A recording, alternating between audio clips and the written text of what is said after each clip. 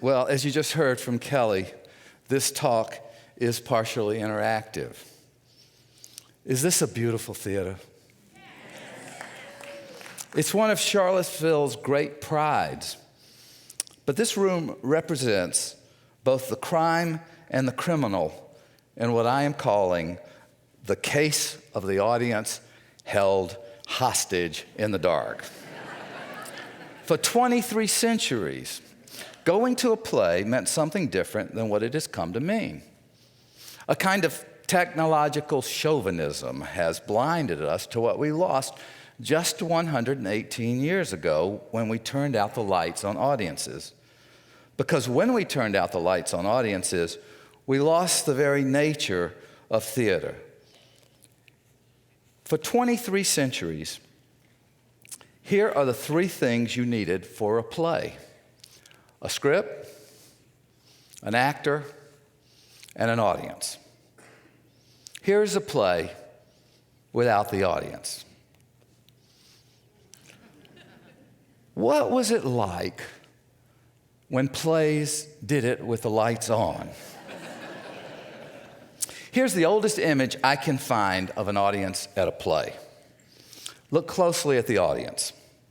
A lot of them are doing something besides watching the play. Here are 12 people talking to one another. Here is one person coming in, I suppose, late, and there's one person leaving. Here are couples trying to get lucky. Here's a couple that actually found a room. Look at this Hogarth painting of the Beggar's Opera. The circles show the people who are paying attention. The arrows show those who are not. This is what I call ambient attention. In this talk, I want to argue that this ambient attention is actually a good thing, not only fun for the audience, but also good for the show. Here is my favorite example of ambient attention. This gentleman A is literally laughing so hard that he's crying. So he's enjoying the play. But this gentleman, B, is having more fun watching gentleman A. And gentlemen C and D are not interested in the play at all. They've gone to the play hoping to get lucky and get some oranges from the orange ladies. And their lack of interest in the play is obviously bothering gentleman E, who is so annoyed with the distraction of their ambient attention that his attention is ambient as well.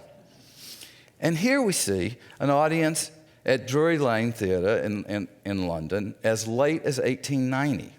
Gentlemen A, B, and C may be looking at the show, though gentleman A is pretty clearly, his binoculars are pretty clearly pointed to the right, and gentleman B looks pretty bored. Lady D seems to be watching the play, but ladies E and F look more interested in finding out who's come to the play. And Lady G has her back turned to it entirely. And Lady H looks annoyed with the actors for performing. Or maybe she's just annoyed with the three guys behind her who seem to be playing cards. So how about today? Here is the American Shakespeare Center's Blackfriars Playhouse in Staunton. It's also a beautiful theater. How many of you have seen it? That's great. This is our bumper sticker. And we have plenty of ambient attention at the Blackfriars. This woman appears to be picking her nails. This woman is texting. This man is clearly zoned out. These two guys are bored silly. These seem like poor conditions for an actor to work in. So now, you're supposed to ask, how can ambient attention be a good thing? I'm glad you asked. Because without ambient attention, as the rule, actors can't have the one thing they want most. What actors who play on a stage surrounded by a visible audience know is that when the audience is looking at them, it's not because of a spotlight. It's not because the audience has no place else to look. It's because something the actors, are doing has won their attention. Ambient attention is the precondition for the most wonderful thing an actor can feel, earned attention. In this slide, I carefully traced the line of vision of the audience members in the balcony. Their attention is not ambient. They are looking at the actors. Actors who know that they have earned that attention. Their work, not a spotlight, created the focus, and that makes them better actors. For actors, a visible audience means a multitude of signals about their work. Visibility gives the actor agency in the show. It both rebukes and rewards the actors. It teaches them. It directs them. Fanny Brice says, your audience gives you everything you need. They tell you. There is no director who can direct you like an audience.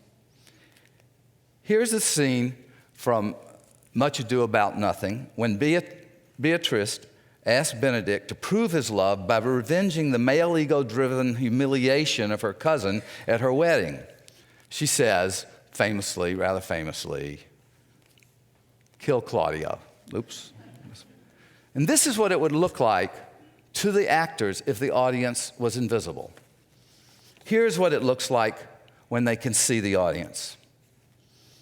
As you can see, Renee is confronting not one angry young woman, but two. This woman is seriously channeling Beatrice's anger. In fact, you see two older women who aren't very happy with men either. Sarah and Renee have acting partners that raise the level of their work.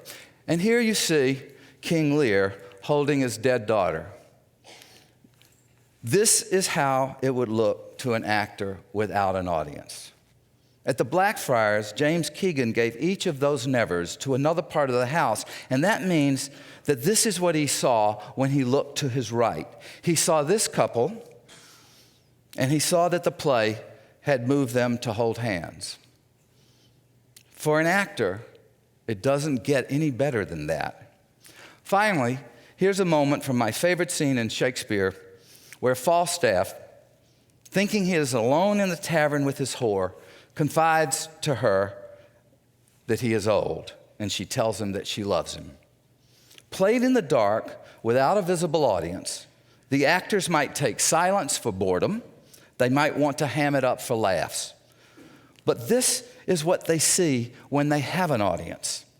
They see something better than people laughing. They see people trying to see them. This man trying to look over that woman's head, this lady with her head crooked, this man trying to look over the lady's head, this man leaning forward, this woman leaning backwards to see better. And they see people smiling. And they see people touched. As you could see, a visible audience gives actors a multitude of signals about their work. Here are some we have learned to read at the Blackfriars Playhouse in Staunton. Looking elsewhere, reading programs, texting, sleeping, talking to one another, laughing, smiling, trying to see, leaning forward, starting to hold hands, channeling moments and characters. That's a lot of information. What signals do you get from an audience when they can't see? Just two. Just two. So what happened? When did the lights go out, and who done it? In a word, technology. In 1881, the first electric lights were installed in the Savoy Theatre in London. But a funny thing happened. Audiences didn't like it, and they put the lights back on. until 1895, when two dastardly Frenchmen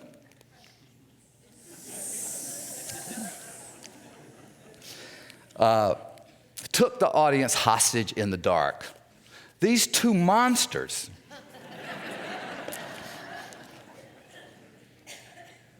took them hostage. Where did they take them? They took them into the dark, to the movies.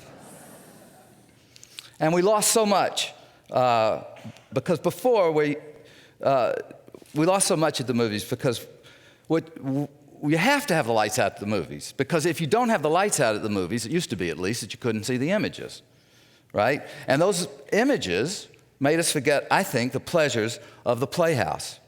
The paradigm for being an audience changed. We lost so much that we didn't even realize it. Now we have only two options in the dark. We see the show or we nap.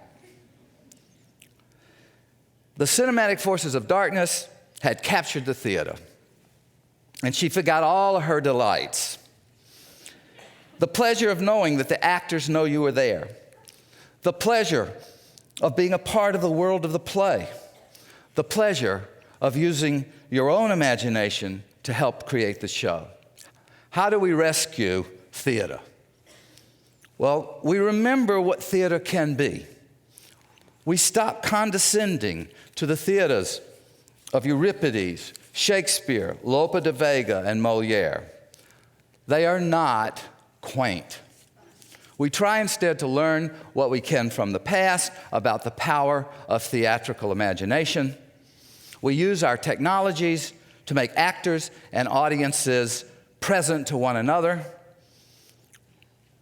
We go back to the future.